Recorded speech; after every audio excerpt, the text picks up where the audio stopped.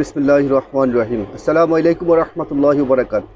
সম্মানিত প্রিয় গাইস, আজকে বর্তমান দুনিয়ায় হতদরিদ্র থেকে শুরু করে রাজা বাদশা পর্যন্ত প্রত্যেক পদের পদের মানুষ আজকে নানানভাবে প্রেশানির মধ্যে আছে, নানানভাবে টেনশনের মধ্যে আছে, নানানভাবে হতাশার মধ্যে আছে।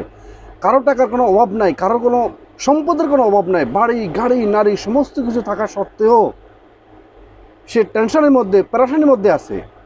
আপনি কখনো আঙ্গুল দিয়ে একটা মানুষকে দেখাতে পারবেন না যে অমুক মানুষটা টেনশন ছাড়া রাত্রে ঘুমাতে যায় বা তার কোনো টেনশন নাই, এবং আপনি কখনো আপনি নিজেও বুকে কখনো হাত দিয়ে বলতে পারতেন না যে আপনি টেনশন করতেছেন না। তো সেজন্য আজকে এই কঠিন মুহূর্তে, এই কঠিন বিপর্যয় মুহূর্তে আজকে আমি যুগান্তকারী একটা কন্টেন্ট তৈরি করছি।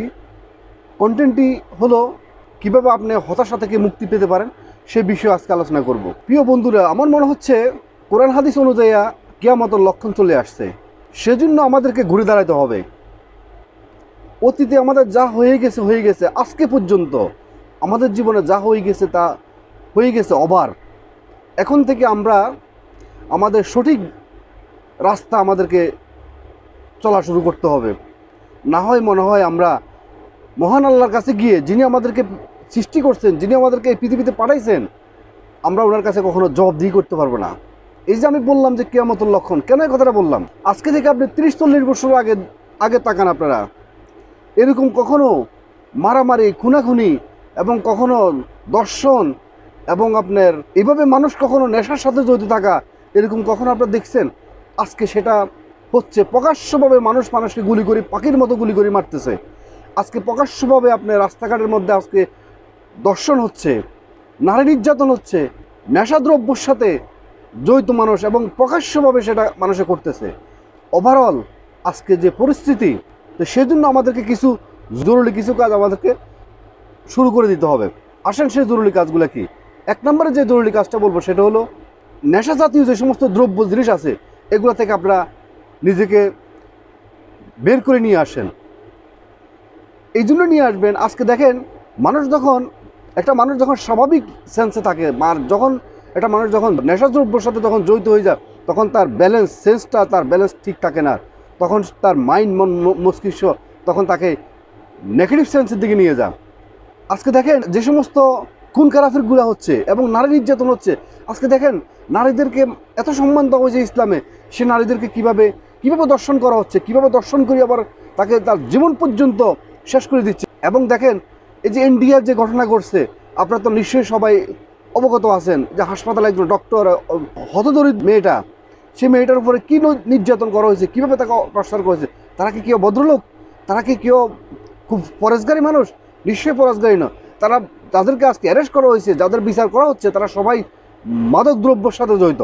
যাই হোক প্রিয় বন্ধুরা, আমি আপনাদের কাছে অনুরোধ করব, আমি আপনি কখনো পৃথিবীর মানুষকে কখনো শুধরাতে পারবো না, এবং শুধরানোর দায়িত্ব আমার আপনার নয়। আমরা নিজেদের থেকে আগে নিজেরা শুধরাই যাই।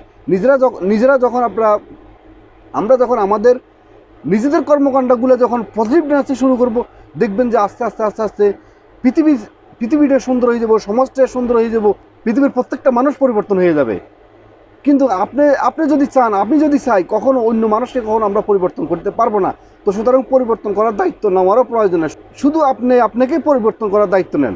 তো সেই পরিবর্তনের মধ্যে যে জিনিসটা বলবো সেটা হলো, নাম্বার 1 হলো নেশাদ্রব্য জিনিস থেকে আপনারা দূরে চলে আসেন। এবং আপনারা যারা আমার ভিডিও দেখতেছেন, আমার বিশ্বাস, আমি জানি আমার ভিডিওর মধ্যে যারা বাংলা ভাষা বোঝেন, মুসলমান আছেন, হিন্দু আছেন, খ্রিস্টান আছেন, নানান ধর্মের লোক আছেন।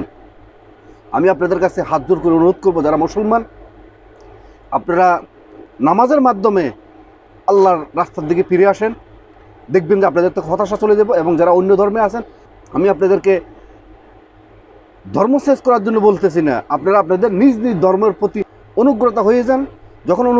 যখন আপনাদের ধর্মের প্রতি আপনারা অনুগ্রত হয়ে যাবেন, তখন দেখবেন যে আপনাদের মনে প্রশান্তি চলে আসবে, এবং দেখবেন যে আপনাদের মাধ্যমে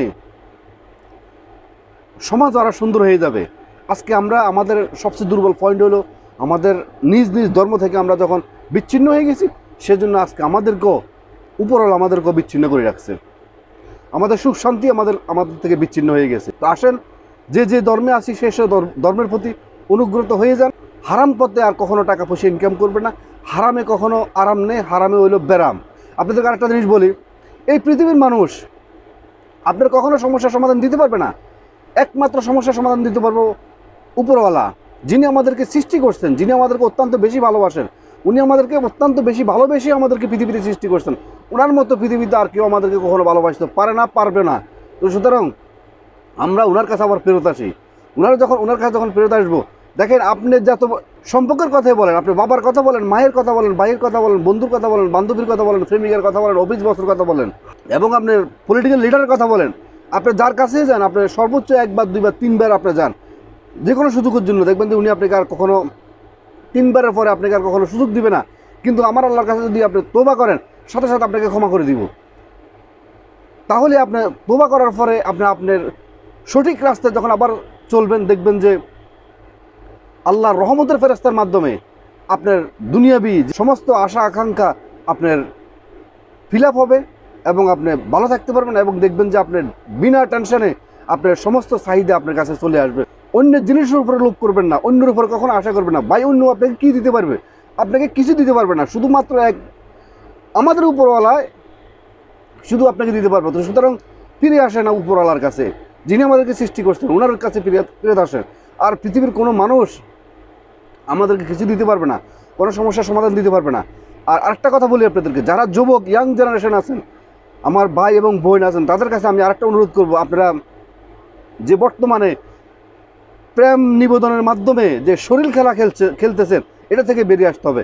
এটাও আমাদের জীবনকে ধ্বংস করে দিচ্ছে, এটাও একটা কিয়ামতের লক্ষণ। যদি প্রকৃতপক্ষে আপনারা হতাশা থেকে বেরিয়ে আসতে চান, মনের প্রশান্তি তৈরি করতে চান, এবং উপরওয়ালার কাছে যদি ভালো থাকতে চান, জবাবদিহি ভালোভাবে করতে চান, তাহলে আপনাদেরকে আমি যে কথাগুলো বলছি, ফেরত আসেন। পৃথিবীতে যত অঘটন ঘটছে, যত মানুষ খুন খারাপি হয়েছে, মানুষকে খুন করা হয়েছে, সমস্ত কিছুর পিছনে একটাই ছিল, সেটা হলো লোভ, লালসা। আমার ওই চেয়ারটা দরকার, আমার ওই বাড়িটা দরকার, ওই নারীটা আমার দরকার, ওই মেয়েটাকে আমার দরকার, মেয়ে বলে ওই ছেলেটাকে আমার দরকার। ওভারঅল সমস্ত কিছুর খুন খারাপের পিছনে আজকে ইন্ডিয়ার হসপিটালে যে মেয়েটাকে দর্শন করে, যাকে নির্মমভাবে হত্যা করা হয়েছে, সেটাও কিন্তু আজকে লোভের কারণ হয়েছে। আমি জানি না কোন লোভের কারণ হয়েছে, তবে সেটাও লোভের কারণ হয়েছে। ওভারঅল আপনারা অন্যের প্রতি লোভ করা, অন্যের প্রতি আশা করা, অন্য থেকে কিছু পাওয়া, সমস্তগুলো ছেড়ে দেন। তাহলে দেখবেন যে আপনারা আপনাদের জীবনের হতাশা থেকে আপনারা ইনশাল্লাহ আস্তে আস্তে বেরিয়ে আসতে পারবেন। আজকে আমি যে কথাগুলো বলছি, এই কথাগুলো আমিও মানবো আজকে থেকে। আপনারাও এই পথে অবলম্বন করেন। আগে নিজেকে পাল্টান, যখন নিজেকে পাল্টাবেন তখন দেখবেন যে পৃথিবী পাল্টে যাবে। কিন্তু আপনি নিজেকে না পাল্টাই যখন পৃথিবীকে পাল্টানোর চেষ্টা করবেন, পৃথিবী পাল্টিবে না। আশা করি আমার ভিডিওটা আপনারা বুঝতে পারছেন। এবং আমি কিন্তু আলেম নয়, তারপরেও আমি আজকের বর্তমান যে হাল, যে অবস্থা, সেইটার নিরীক্ষে আমি গবেষণা করে, চিন্তা ভাবনা করে আজকে আপনাদের জন্য এই ভিডিওটি তৈরি করছি।